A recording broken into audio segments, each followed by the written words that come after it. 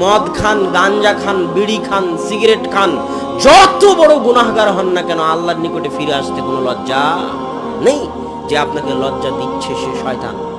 অনেক সময় শয়তান আপনাকে ধোকা দিবে, আরে তুই তো জীবনে কোনোদিন নামাজই পড়িস না, তুই তো রোজাই রাখিস না, তুই তো মদ সিগারেট গাঞ্জা খাস, তুই আবার কি আল্লাহর কাছে দোয়া করবি? এটা শয়তানের ধোকা।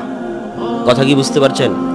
আপনি যত বড় গুনাহগার হন না কেন, যত বড় পাপিষ্ঠ হন না কেন, পাপ দিয়ে আপনার দুনিয়া ভর্তি হয়ে থাক, তবুও দিন শেষে আপনি কার বান্দা? আরে আল্লাহর এরিয়া থেকে আপনি কোথাও যেতে পারবেন? আসমান জমিনে মানুষ যেখানেই যাক না কেন, ওটা কার রাজত্ব?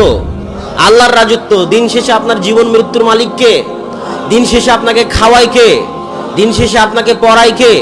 কার জমিনের উপর আছেন? কার আসমানের ছায়ায়, কার আলো ভোগ করতেছেন? অতএব মদ খান, গাঞ্জা খান, বিড়ি খান, সিগারেট খান, যত বড় গুনাহগার হন না কেন, আল্লাহর নিকটে ফিরে আসতে কোনো লজ্জা নেই।